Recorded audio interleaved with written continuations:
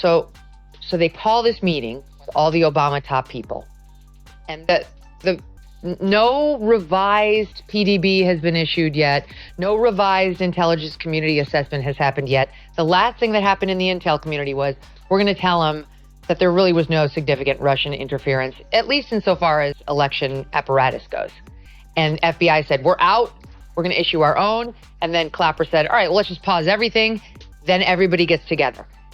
Right after that, before any revised intel happened, before anything happened, they began leaking to the media. WAPO, New York Times, CNN, saying something diametrically opposed, saying, Russia interfered. And that to you described that as the smoking gun that shows there had been a decision to shift the entire messaging around this in a way they thought would undermine Trump. All right, let's spill some tea about Megyn Kelly taking on Barack Obama.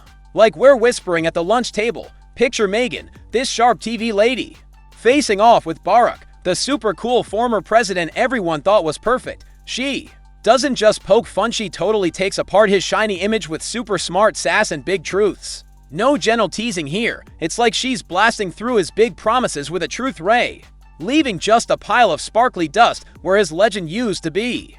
This isn't just gossip, it's like tearing down a fake castle with style. So how much is enough money, according to the Obamas? 70 million? Because public reports estimate that is their net worth, parlayed on the back of Barack Obama's 14 years of holding political office. He did not spend 50 years in government service. He did a stint in the Illinois State Senate. He did a couple years in the U.S. Senate before he ran for office once. All right, then he did 2 terms as president. And off that, he's made himself over $100 million.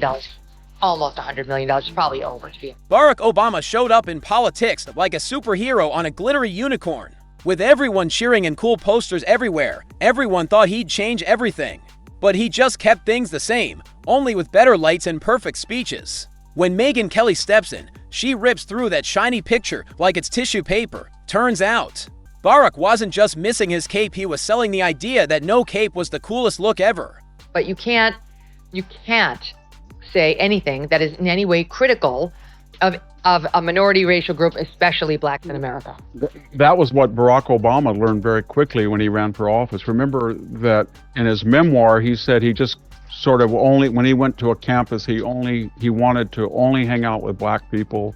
He had to break up with his white girlfriend. And then he really threw his own grandmother, who had actually scrimped and saved to put him in prep school, when he said she was a typical white person who was unduly afraid of black males approaching her. So he didn't want to be known as a multiracial or non-racial person. He really wanted to emphasize only half of his own ancestry. And it was very sad, because when you actually looked at his grandmother and she was the one person in his life who made sure that he had access to a competitive education. And Let's talk about that big Peace Prize Barack got. Like grabbing a free cookie just for walking into a store. He barely sat down as president. And boom, he's got a medal. For what? Being tall and talking nice. Meanwhile, he was sending drones. Like ordering pizza, but don't worry. He'd smile and give a speech that made blowing stuff up sound like a friendly hug. I'm so glad I didn't have a boy. Yeah. Because he would have been a Barack Obama. Like baby Barack, it would have been amazing. No, I would have felt for him. She just borrowed our boy. Yes, I got plenty. Wow. Catch that? She's glad she didn't have a boy, because he would have been a Barack Obama. Megyn Kelly doesn't just tease, she cuts through the hype like a superhero with a laser. Barack came into office like a movie star. Like he might sing with a pop star instead of fixing jobs. He did fun TV shows and hung out with comedians who acted like his every word was magic, but while he was being cool. Places like Flint didn't have clean water, and soldiers waited forever for doctor visits. Like waiting for a new toy that never comes. Here she is talking about it. If it were me, I would say something nice about him. I would say, like, he's just so charming. It was meant to be. I knew he could heal the earth in the way he did. There was only one person who could do it, and it was my husband, Barack Obama, whatever. Then she gets on to talking a little bit about him personally, and this is how that sounded. When a girlfriend comes to visit, it's usually like you got to stay for 2 days because it's going to take us So much 2 time to days come to check up. Now, Barack's come in, he's come out, and he's like, y'all still talking? He'll sit down for 5 minutes, be like, how are the boys? Barack was amazing at saying nothing in the fanciest way.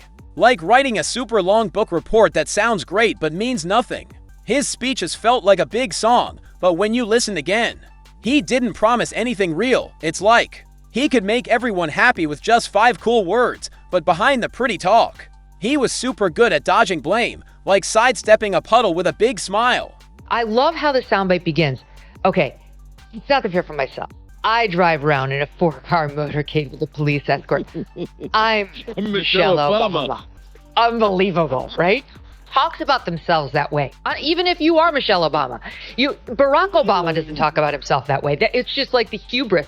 And then this is the part that jumped out to me more than any other.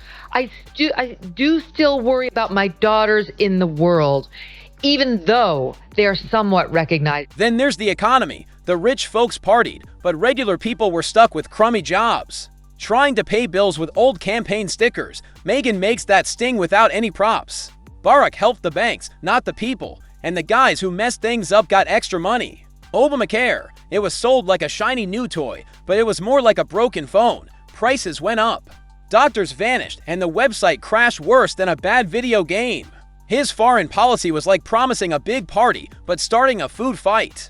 Instead, Syria was a mess, Libya fell apart, and Iraq was like a never-ending game of tag. But Barack still acted like a cool teacher with a secret list of tough choices. The instant affectation, like, oh, my man. And like she doubles down in the following clip. It's just over the top. And here it is, 37. There hasn't been one moment in our marriage where I thought about quitting my man.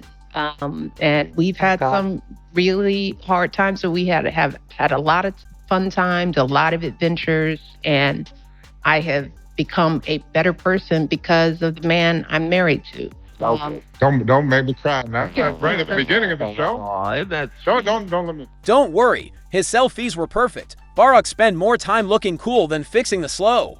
Messy government. He did interviews with silly YouTubers, but soldiers had to beg for help.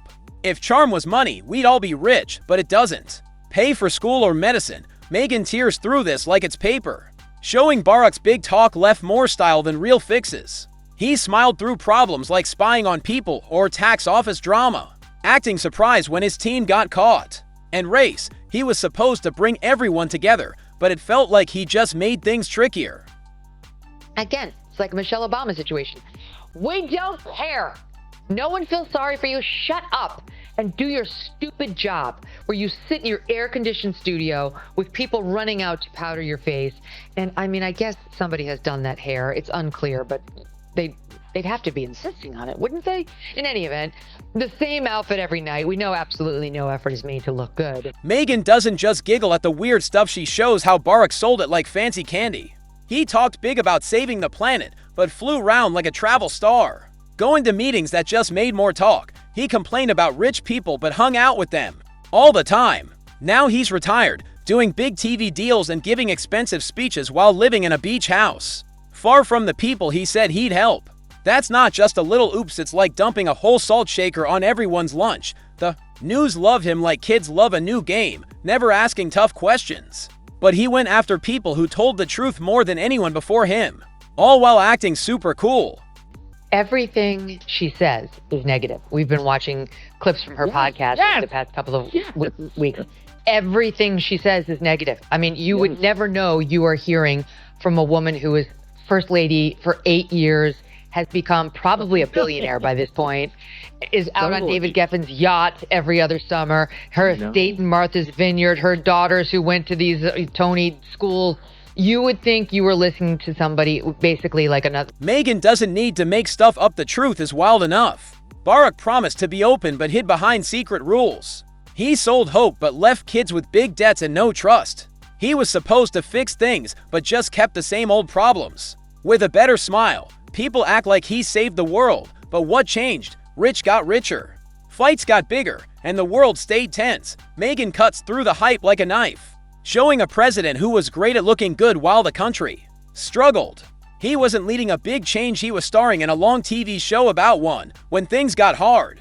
He didn't fix them. He just wrote books and did podcasts while the mess got passed on like a bad homework assignment. More fuel on the fire that there's a potential, maybe a divorce or some sort of rockiness going on in the Obamas' relationship.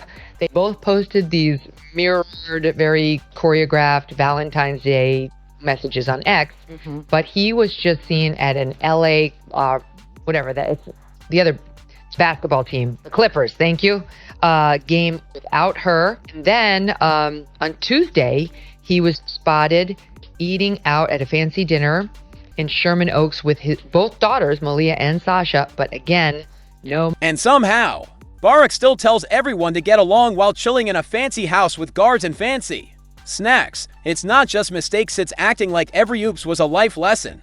He could trip over a toy and call it a chance to grow. Megyn doesn't need to stretch it, this story's already crazy. Barack had 8 years to change things, but left behind a list of small gestures, sassy talks, and fans who think being cool is the same as being good. His legacy isn't hope, it's thinking a great speech can replace real work. Megyn doesn't tease for fun, she does it to show we need to look at history. Without the sparkly filter, Barack's time looks less like a big win and more like a rerun with extra shine, and no amount of cool music or fun videos can hide that he promised a lot, did a little, and left like it was someone else's problem. What I think binds it together, all these different strands. Case upholding healthcare, a case declaring same-sex marriage part of our constitutional protections. Mourning. I think what pulls it all together is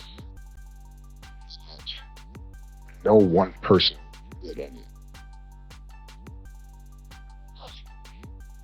So he's sitting around on a June Thursday thinking about himself and his glory days. As Megyn wraps up this roast like a final slam dunk, one thing's super clear. Behind all the glitz and cool vibes was a president who cared more about his image than what he actually did, and this roast isn't done yet. Every big problem, like disasters or fights, got a fancy speech that sounded deep but did nothing. It's like waiting for a better line in a boring movie. Real people with real problems got ignored for headlines, while Barack hung out at the cool table, acting above it all. His fans say he was calm in tough times, but really, he was just great at smiling while dodging questions when America needed clear answers. It got poems. When it needed action, it got stories. When it needed strength, it got fancy words with claps. We don't know all of the earnings. The Obamas reportedly owned 4 luxury properties. Home in Martha's Vineyard, estimated to be worth some $20 million, in addition to properties in Washington, D.C., reportedly bought for $8.1 million, beachfront home in Hawaii, reportedly bought for $8.7 million, and a home bought in Chicago for $1.65 million. Is that more than you need, Mr. Obama? Mrs. Obama? Megyn makes it super clear that Barack's big story isn't just empty, it's wrapped in shiny wrapping and sold as a big win. He talked about being open while his team built a spying system like a tech kid's dream. The rules were just background decorations for his speeches. People still treat him like a hero, but he was great at floating above his own mistakes. He didn't lead, he just talked about it from the side. Now he's like a guest writer, popping up to act like he didn't help make the mess. Megyn's roast doesn't end with a joke, it ends with a mirror, showing that looking cool without doing real stuff is a big trick. The price was paid by everyone cleaning up after him. His story lives on in books and videos, but the truth rings louder now, and this tale, it's far from over.